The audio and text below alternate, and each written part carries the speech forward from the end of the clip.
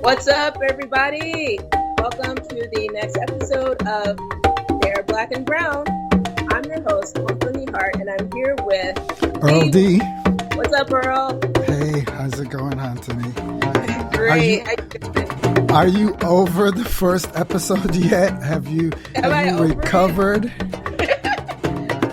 I'm still sweating from it, so no. Well, that was certainly something to finally be able to get that online and get that idea and that whole concept of doing a podcast about naturism, nudism, and close free living for the Pan-African community and people of color. I really appreciate it.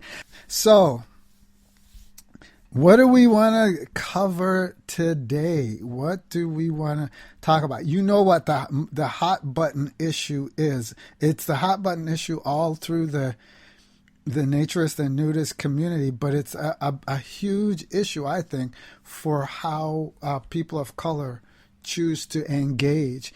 And that's the whole nudity equals sex thing. Oh, that. Yeah, that. I don't think we can talk about this in this community without addressing this question.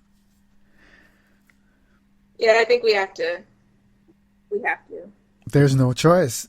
So I know that you have a particular experience as a woman of color around this stuff, right? So you want to give it a go?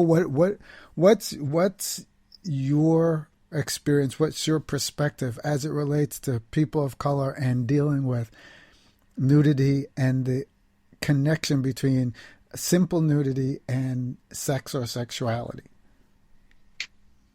I mean, interestingly enough, I don't think that I'd ever seen our Black and brown bodies in the context of simple nudity. To be honest, I mean, I was listening to another podcast and they were talking about just sort of how they were actually talking about a different topic in terms of movies and nudity there. And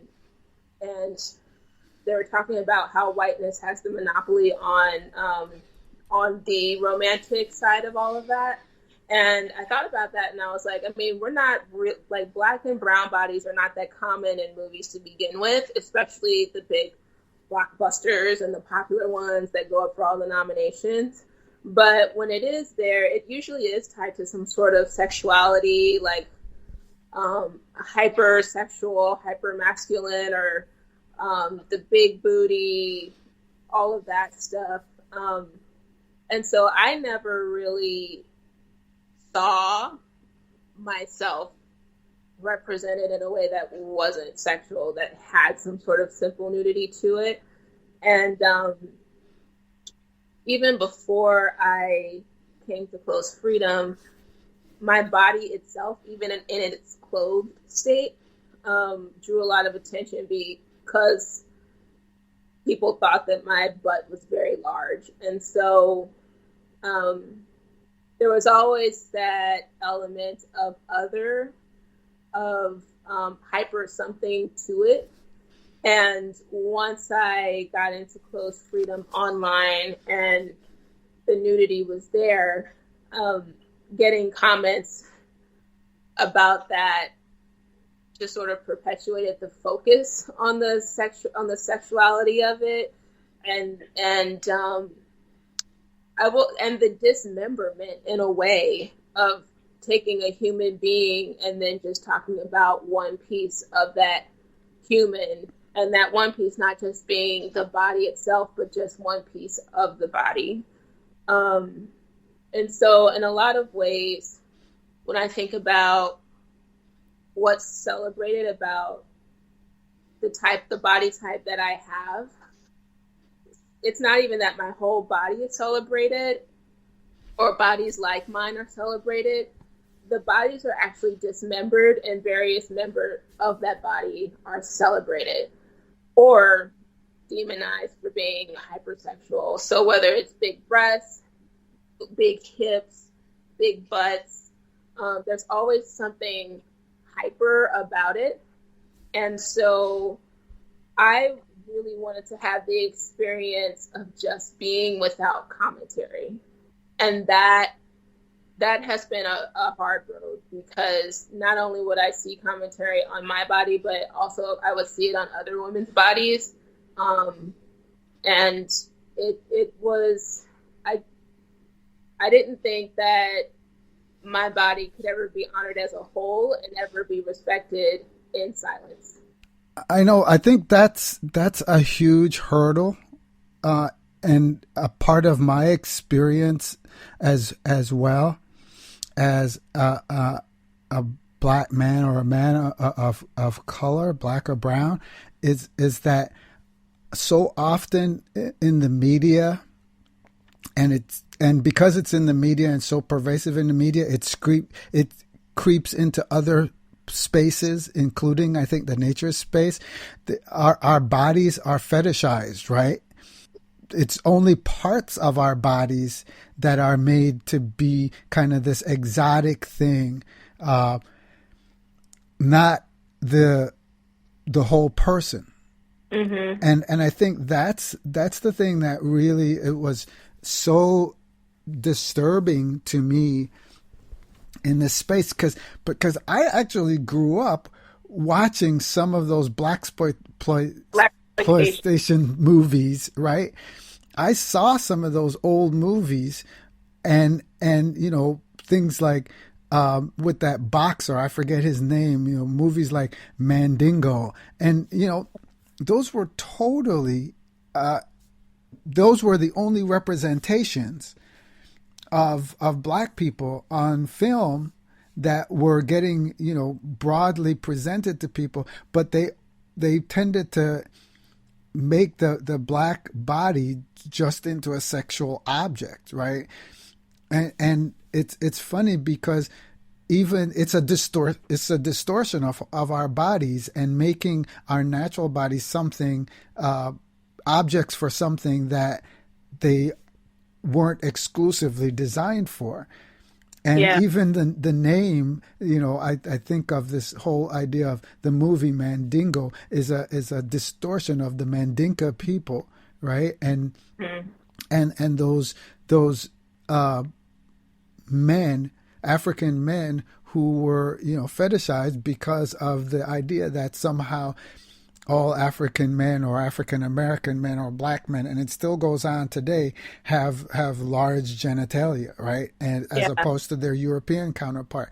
And the part that's hard when you're in a close free situation, especially socially, is that how do you, as a black or brown person, do two things? One, not live into that stereotype, and two, stay away from the experience where people are going to stereotype you anyway. European people or other people who aren't people of color might be stereotyping you around that. And that was part of what I experienced the very first time I was in a socially close free situation. And I was just checking things out. There was a lot of activity going on. It was actually at a American Association for Nude Recreation conference week at a resort, and I was watching volleyball and stuff like that. And I was just chilling out, relaxing, walking around, watching the volleyball. And these two guys, white guys, drove past me in a golf cart, and I heard them say, "Oh, look at this pervert here," and I was like, Oh gosh. "Whoa, where did that come from?" You don't know me, you don't know anything about me, but what was there was what was obvious to them, what was clear to them, what was the thing they were reacting to was my black body, and and immediately there was some kind of assumption that the only reason like a black guy is going to be here is because they're looking for something sexual. And that's happened again, even though I've been back to that place and they know me and they know what I'm about and stuff like that. I had a similar situation where there was this guy whose daughter, I think, has some developmental disabilities, and they were always hanging around the pool. And one day I was hanging around the pool, and she walked by, and she had changed her hairstyle, and I Mhm. just kind of made the comment, I said, "Oh, nice haircut," right? Mhm. And this person, like I said, I had some developmental disabilities, I think, started to kind of, be very engaged with me. Let me put it that way. Every time trying to talk to me, and grown woman, but with some developmental disabilities. And her father then turned around, and I noticed that they started introducing me to all these women, and as if to say, stay away from my daughter. Here are some women and I'm like, dude, I'm not even interested in having. I was just commenting on the fact that her hair is nice. And so, I think it's hard for us to get past both the stuff the stereotype that we live into, that we've been framed with for so long in the media and through our the oppressive culture that we live through, and then it's also hard to get past it in other people as well. I'd be interested to hear your take on those experiences. I mean, there's several levels to this. There's the part of sharing the experiences of what happened to me, or you talking about what happened with you. But what's really interesting that I don't think that gets talked about is what those people's reactions say about them, and the and how there's still this live struggle of people either seeing color as threat or as something other. And for me, it's very much, and I certainly can't speak for others, but the thing that about it is so many naturists claim, all bodies are equal, people are seen as equals, there's no discrimination, da da da da da. But the fact that people think that they have to comment on a piece of me still makes me feel like I'm other, and still makes me feel like bodies actually are a big deal because you feel the need to comment on it. I didn't feel the need for anyone to say anything about my body. I'm just sitting here, or this is just a picture of me cooking in the kitchen, and yet someone still has to comment on my breasts or comment on my butt. That kind of supports the fact that people aren't over the body, and that there is an otherness to it. And so I don't think people realize that making a point to talk about it furthers the otherness feeling. Yeah, and I think for me, what I learned is that in reality, that's something that's there and it's been there for a long time, that sense of otherness. When I did that series back in January on clothesfreelife.com, this is the thing that I realized was that there's the European view of the African body was one that disembodied, dehumanized, and fetishized this African body. And there's that, I think that stuff is still hanging around embedded in our unconscious minds, on both sides, if you would, of the situation. And so it's hard to kind of step out of that, especially if you're not willing or able to acknowledge that it's even there. And I think that's where, when people just say we're all equal, we accept all kinds of bodies, but then they make all kinds of assumptions and stereotype people based on their bodies. I think that's where it comes off to me as kind of fake, phony, and disingenuous.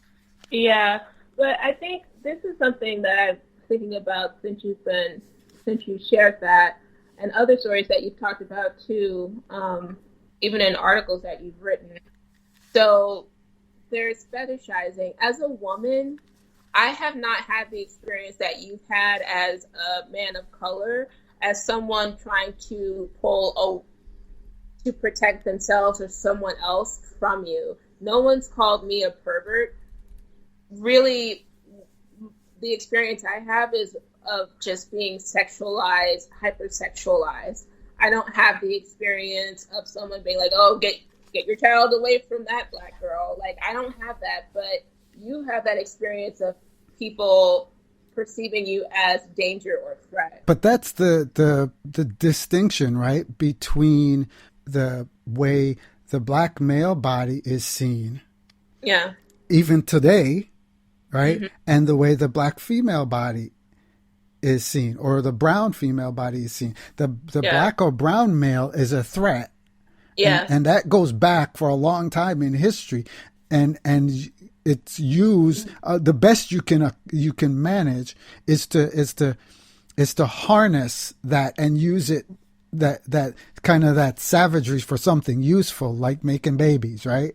And Hmm. and then the black or brown female body is a sexual object that's again used for a purpose. And I think when we move into spaces where people haven't explored that and are not aware of that, I don't see how you cannot have those kinds of experiences of the body being sexualized or seen as a threat, because the lens through which you're viewing the body is a culturally shaped lens, right? I mean, Yeah. isn't and that's what I think, so I think it's really important when we start talking about black and brown people moving into spaces where the majority of the folks aren't black or brown. We really have to be honest about the fact that that's going to happen, and we have to be up on our own awareness and own our own bodies for both the sexual and non-sexual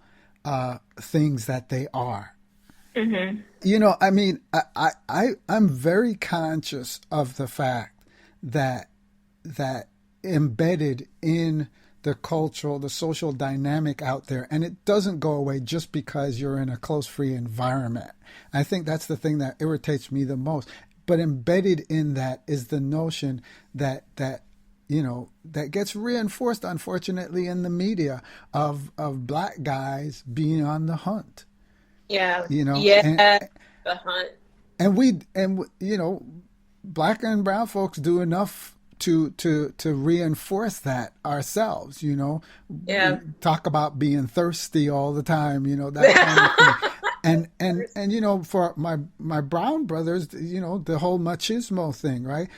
And those things get reinforced in Yeah. people's minds, and they take them with them into these various environments. And so it's really important I think for black and brown folks to have done their work about themselves so they know who they are. And again, going back to that very first quote, post that I read about black people don't do this, but I do. The woman who I wrote that post was talking about how she had never been in a situation, in an environment, as a black woman who was very quote unquote sex positive, in an environment where she was nude and it wasn't sexual. Yep. I remember that. I And remember. yet she was able to experience that and found it incredibly liberating. And Yep. that's the thing that I want to say to folks out there, to black and brown folks, right, is that you don't have to take the sexualized objectification and the fetishes of your body with you into your close free experience. It doesn't have to go there with you. Simple nudity does not mean a situation has to be sexual. Yeah. I mean, so what would you say to other guys who are wondering, like, okay, if I show up at, even if it's like an open sort of clothing optional beach out there, whether it's a beach or a resort, whatever, what do you say to them on like how to deal with this issue? Like, what are some practical things they can do, whether they're having questions about themselves or questions when someone does something in response to their presence as a person of color? What can you say to them to encourage them or help them with that kind of stuff? Yeah, that's a well. I'm going to do the easy one first, right? So the question almost every guy is asking is and about what do you do if you get aroused, right? Um, Hmm. And the thing that I want to say is that I've been doing this for many, many, many years now. And unless you're thinking about something that's arousing, you don't get aroused. It's not what like people think, and they say just, oh, it's a natural thing. It happens automatically. No, it doesn't happen automatically. It might happen automatically for other animals, but for human beings, we have control over that stuff. So, it's really important to understand that you can, just like you separate other aspects of your life into manageable partitions, so to speak, you can separate your sexual life from your life of being nude or clothes free when you're in a social environment. It doesn't automatically happen. And so if you're doing stuff, here's my thing. Unless you're there for a sexual reason and you're thinking about sex the whole time, it's unlikely, it's rare that it's going to happen. Right? If it does happen, roll over grab a towel, whatever, and get about doing something that has nothing to do with sex, and it'll be gone in no time. So that's the other side of it is be real, right?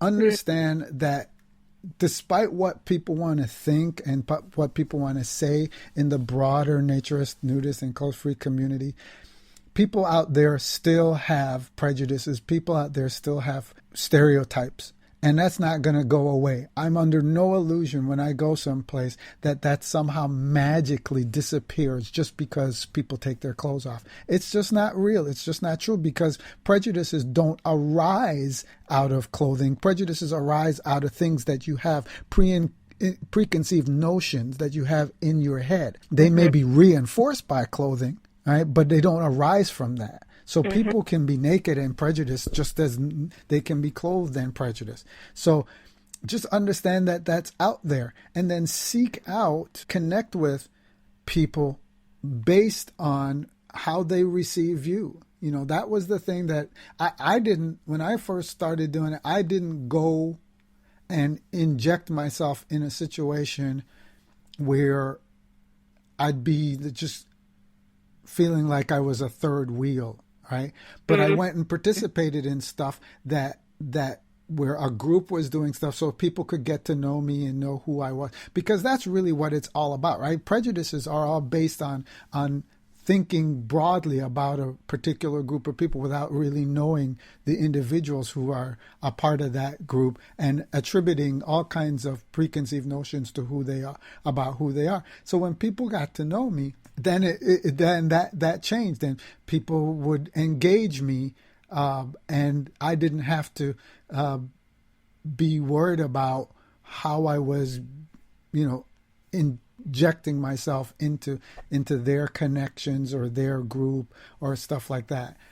So I mean, I don't know if that makes a whole lot of sense to folks, but it's an art to navigate yourself into any situation where you're not a part of the majority group.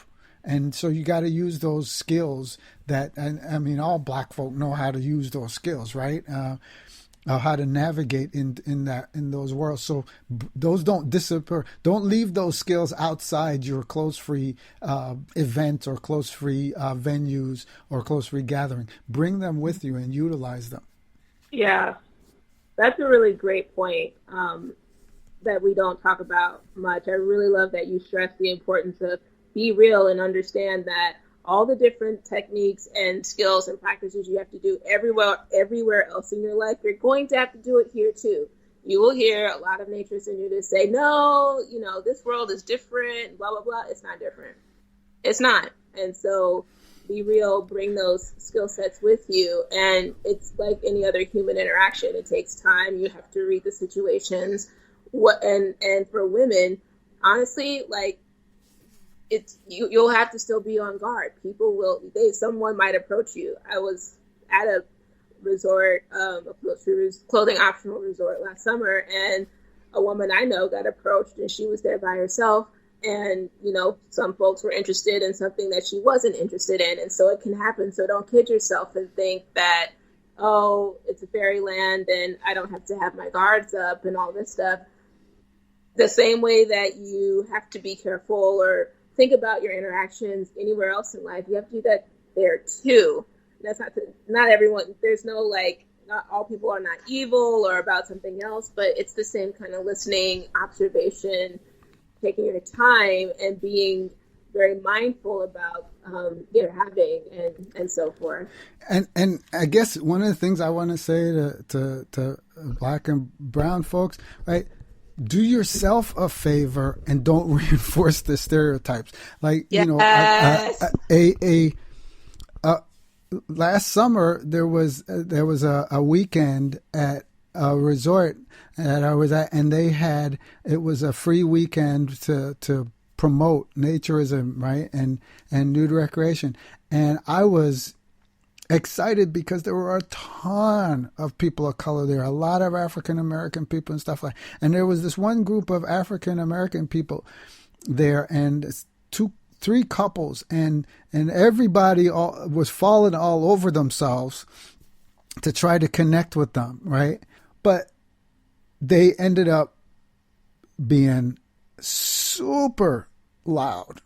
I mean, I'm not talking about like loud yelling. I mean, loud music so that everybody else in the whole park could hear it.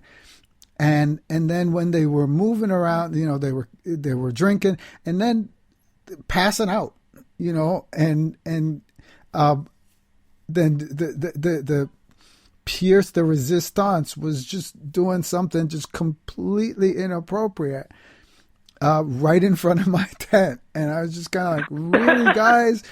No. See, you're making it harder for me to come back here, right? But it's interesting because a lot of the European people were just that weekend. Nobody was interested in talking to me. They were just all trying to talk to these people to try to get them to come back, and they just reinforced every possible stereotype there was of Black folks, right? And I think that's something that is just a challenge. And if we can avoid reinforcing the sexual stereotype, nobody's telling anybody to be asexual. That's the last thing I'm saying. But understand that nudity and sexuality are not the same thing. There is no automatic pathway from being clothes free to being sexual. And if we can grasp that as that we're just human beings inside this body, and one of the things this clothes free body can do is it can be sexual. But that's just one of the things that there's, and so I hope we can begin to grapple with that. Again, time has just gone on us. I don't know where it went. It flew. But if you're listening to this podcast and you want to learn more about this, visit clothesfreelife.com. We're on social media at Live Clothes Free on Twitter, Clothes Free Life on Instagram, and on YouTube, and on Pinterest. Find us in all those places. And you can read more about these issues in this Black History series that we did back in February on the website at clothesfreelife.com. Find this podcast on Spreaker at Spreaker.com, Clothes Free Life, along with many more podcasts, including the Naked Soul Reflections by my awesome co-host, Anthony Hart. So do you have any final closing thoughts for our listeners, Anthony? Be you. Well, be you, be Bear, and we'll see you next time. Bear Black.